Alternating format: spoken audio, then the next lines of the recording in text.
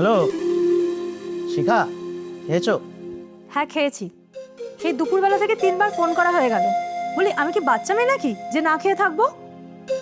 আরে না, তুই একা থাকিস তো, সেজন্য চিন্তা হয়। সারাদিন খাটুনির পর তোর গলার আওয়াজটা শুনলে না একটু শান্তি পাই। সেই চিন্তা করে আর কি হবে, সেই তো পড়ে আছো ভিন রাজ্যে।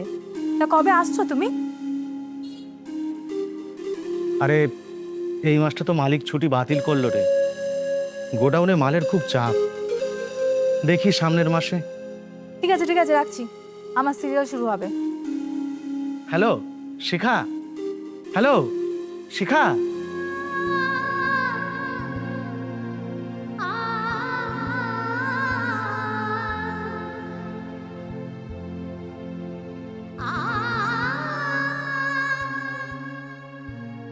হ্যালো রাহুল, বলছি সময় পেলে শিখার একটু খোঁজ খবর নিস না। মেয়েটা তো একা থাকে রে, আমার খুব চিন্তা হয়। আরে তুই একদম চাপ নিবি না ভাই, আমি তো আছি। তোর বউ মানে তো আমার বৌদি, আমি আজই গিয়ে দেখে আসবো। আচ্ছা ঠিক আছে ভাই, রাখছি।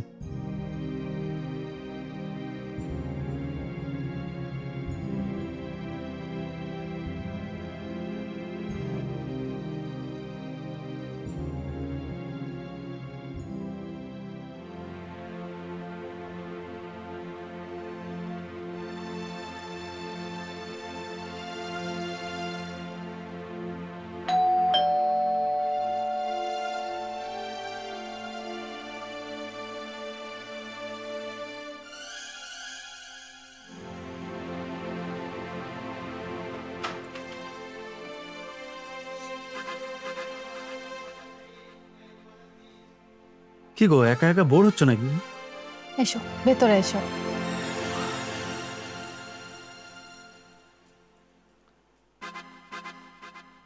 বসো। বলো বৌদি, কেমন আছো? আমার বৌদি কেমন আছো? জীবনটা একেবারে তেজপাতা হয়ে গেল। যাই হোক, তুমি একটু বসো, আমি তোমার জন্য চা আনছি। চা তো খাবোই, কিন্তু তোমার এই শুকনো মুখটা দেখতে না আর ভালো লাগছে না। অমিতা না একটা গাধা, এত সুন্দর একটা বউ থাকতে কেউ এত দূরে পড়ে থাকে? সে কথা ওকে কে বোঝাবে? মাসে মাসে টাকা পাঠিয়ে ওর সব দায়িত্ব শেষ। টাকা দিয়ে কি মানুষ আর সমস্ত চাহিদা মেটে, রাহুল? সে তো বটেই, অমিত তো এ মাসেও আসছে না শুনলাম। হ্যাঁ, তুমি এসেছো ভালো লাগছে। এই সারাদিন 4 দেওয়ালের ভেতর একা থাকতে আমার দম বন্ধ লাগে।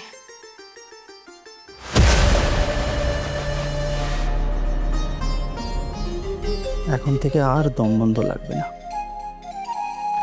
আমি রোজ আসবো।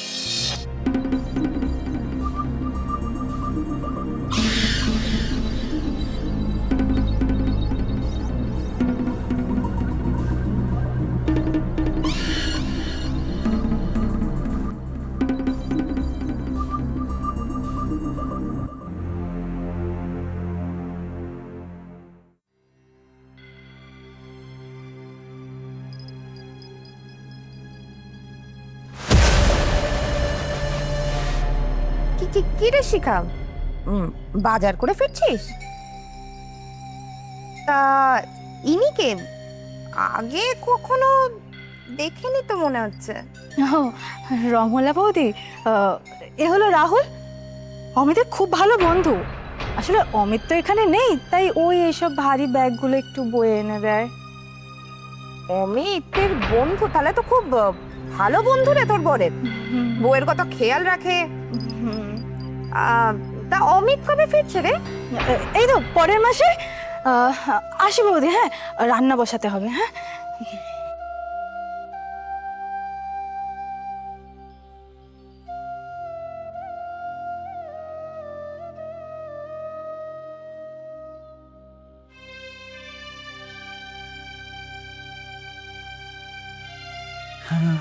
দেখলে, তোমার পাড়ার লোকেরাও বুঝে গেছে যে আমি তোমার কত খেয়াল রাখি। এই আস্তে কথা বলো, কি কোথায় শুনে নেবে। এই শোনো, হুম। আজ রাতে কিন্তু খেয়ে যাবে, আমি তোমার পছন্দের চিকেন বানাচ্ছি। হ্যাঁ, শুধু চিকেন খেয়েই চলে যাও? সেটা না হয় রাতেই দেখা যাবে, চলো।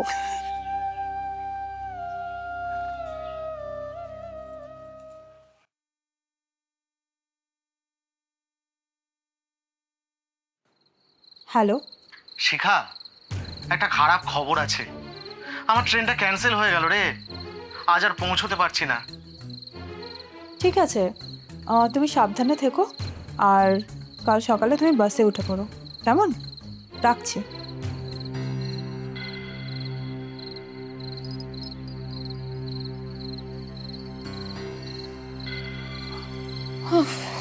বাবা, কি হলো? অমিত আসছে না তো? না, ট্রেন বাতিল, কালকে বিকেলে পৌঁছবে। তাহলে আজকের পুরো রাতটা আমাদের। এই তুমি কিন্তু আজকে আর যেও না। না,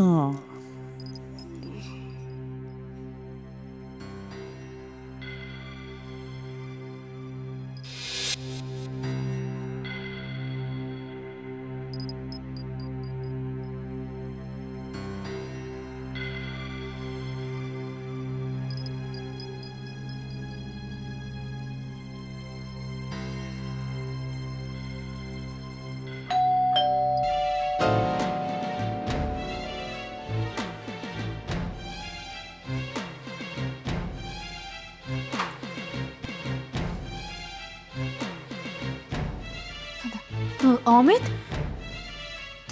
তুমি না বললে কালকে আসবে? ট্রেন ক্যান্সেল তো কি হয়েছে, একটা মালবাহী লরি পেলাম, হাতি উঠে পড়লাম।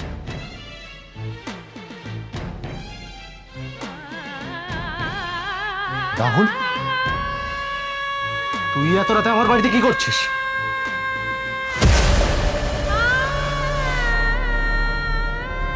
ও আসলে চুপ, একদম চুপ।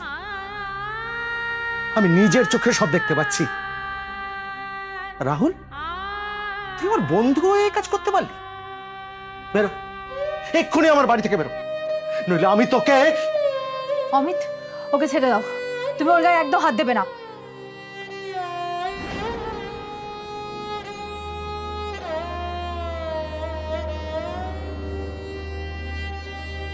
তুই ওর হয়ে কথা বলছিস?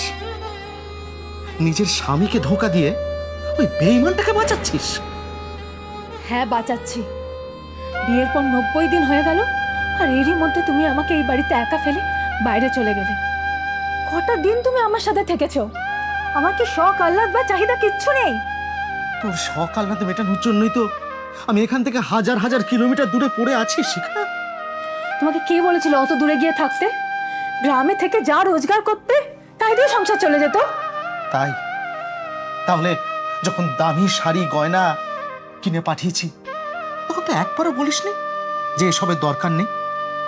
নিজে হাত পেটা খেয়ে 10 টাকার ঘুগনি রুটি কিনে খেয়ে তো সব শখ মিটিয়েছি।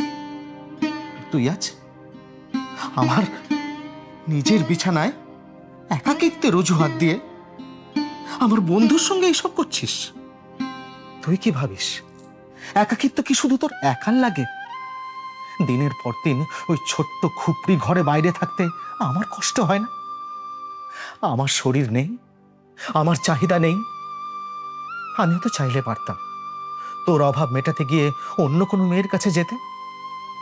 টাকা ছড়ালে ওখানেও এখনো খুব সহজেই এসব পাওয়া যায়, কিন্তু আমি যাইনি।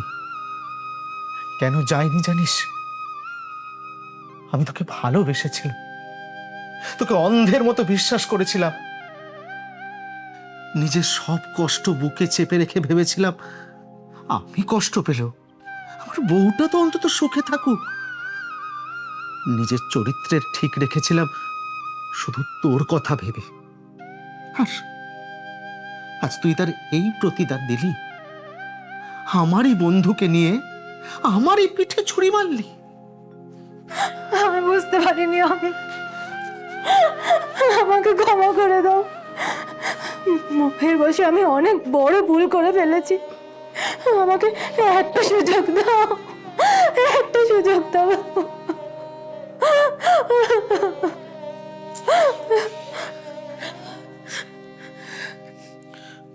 অভাব মেটানো যায় শিখা, কিন্তু যে বিশ্বাস একবার ভেঙে যায়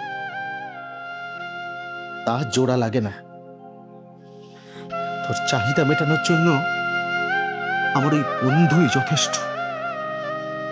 আজ থেকে তোর আর আমার সব সম্পর্ক শেষ।